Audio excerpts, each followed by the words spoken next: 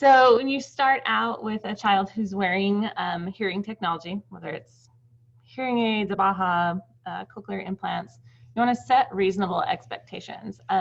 But setting those initially and all of the time is really, really important because your child's going to follow your lead. And this is, I mean, parents are invaluable, always. You are your child's best teacher. And I mean that absolutely. But this doesn't have to be something overwhelming. Parenting is difficult in the best of times when you're trying to add in something else like hearing technology. Try not to get overwhelmed. You start small, and with a schedule, you can start with as little as 15 to 30-minute intervals, but gradually increase that. You want to get to that all waking hours. But stick to that schedule, and it becomes an expectation. And if your child knows that that's what's expected, they really will switch over to that use a lot easier. Engage your child in something fun and interesting while they're wearing the listening device. So they're encouraged to wear those. So they find those interesting. Children love songs, music, reading, whatever your child gravitates towards. You can start enticing them to wear those devices by, oh, you have your ears on now. Let's go sing the songs you like so much. Or let's read a book. You can have one-on-one mom time. And it only has to be a few minutes, especially at first. And then praise them for wearing those. Be like, oh, you have your ears on, way to go. They look so great and they're so cute. I love them. I love it when you have your ears on and you can hear mom or dad or whoever you are. Praise them for wearing those. And then set a date. Generally around 3 weeks after they've been fitted with their devices, they can be able to wear those full time. So this transition period doesn't have to be a really long extended amount of time. Within 3 weeks, you should be able to have them wearing those full time, which means they're getting language full time, which means their brain is adjusting and getting access to that language so that they can learn that spoken language. And try not to get discouraged. I know it's so hard. Parenting is hard. I will reiterate that over and over. Hang in there. You guys, you can do this. I know it's challenging sometimes, but it's very, very possible. And the results that we see are so different that it's worth it. I promise you it's worth it. A child that wears their hearing aids full-time versus a child that does not, the outcomes are drastically different. So in the beginning, again, it is normal for your child to have different reactions to their devices. So, and this is more for like very, very young who haven't had the hearing aids before. They might cry or be startled because they're not used to having that input into their ears. And that's okay. They need the opportunity to become accustomed to it. It's just getting them used to that so that their brain can adjust to that. Because our ears are they're really the portal to the brain, and that's where we want to get this language, is in the brain. It's all right, use a soft, soothing voice. What you want to be careful of is don't just take those devices off to get them to stop crying, or to be like, oh, it's okay, and like it's this huge relief, or it's a good thing to take those off. If they do need to come off, take them off and just don't make a big deal of it. But like we said before, make it fun. Make it a good thing for when they have those on. If you have to start smaller, start shorter, that's okay. It's okay to do, meet your child where they're at and then steadily increase that. And you want to make sure you do keep steadily increasing that. Even if you've got to increase by just a couple of minutes, it's going to be worth it.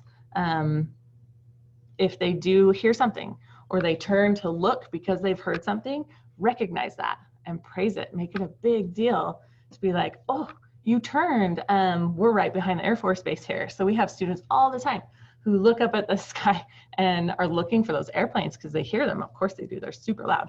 And we go, oh, what did you hear? And if they don't have the language for that, you can tell them, give them that language, because that's what they're missing from not hearing, is getting that language from those incidental sounds that are happening all the time. So give them that. Be like, oh, you heard that airplane. There's an airplane in the sky. So you're giving them all that language and those experiences that adds up to better and better language and better results in school. And they're learning to listen. Remember that this is new.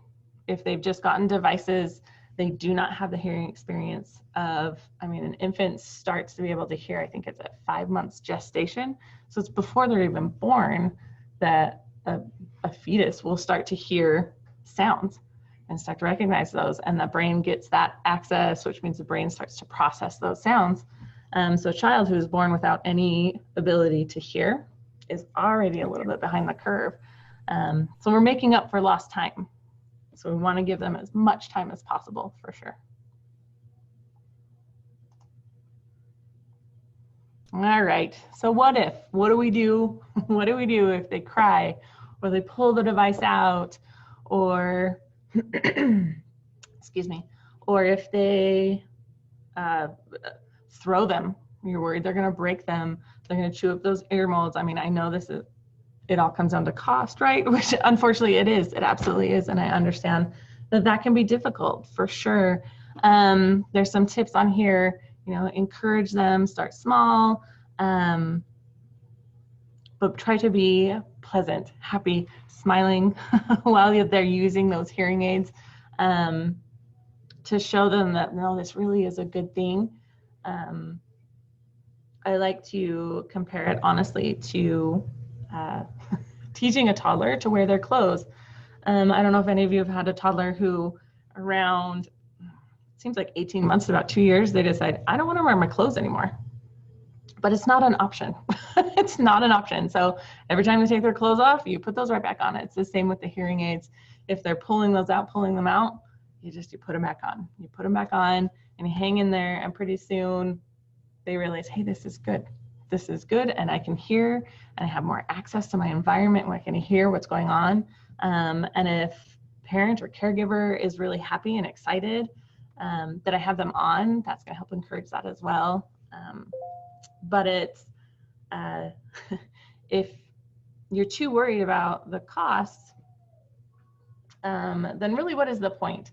I think about when I started teaching, I had all these books, and it was like, oh, okay, I have all these great picture books. And what's the first thing that happens when you hand a bunch of books to a 3-year-old?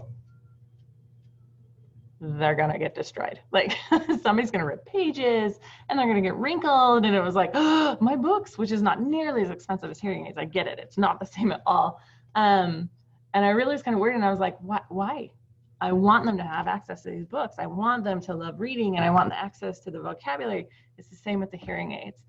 The outcome that we want is worth that cost. Hopefully it's worth that cost for you, if that's what you've decided for you, for your child and your family, is that you want them to have that listening experience. You want them to have that language. So I understand it's a risk and that can be scary, but it's worth it, because then what's the point? So we absolutely are willing to help. And if you need help with troubleshooting, please shout out. If there's somebody who wants help with troubleshooting, I'm happy to do that today. There's lots of cool things now. There's plenty of like clips and wires and ropes to help hang on to those, because some kids they don't even notice when they fall off, right? And you don't want those to get lost.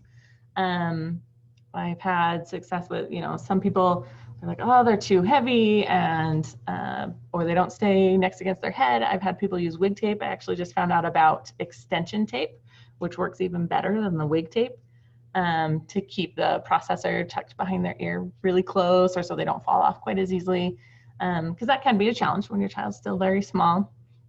If you need help troubleshooting, we are here to help you. We absolutely just want to help to get the best outcomes for your child. We want the best for your child just like you do.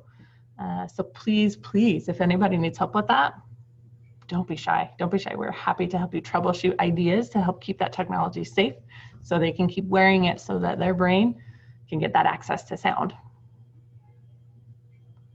All right. Oh, and this reiterates down here, don't remove them with a lot of fanfare. Like this is, oh, what a relief we finally have those off. Try to avoid that, because you don't want to be like, oh, having them off is the better thing. We want to teach them that having them on is what's exciting and good, which can be hard to remember, honestly.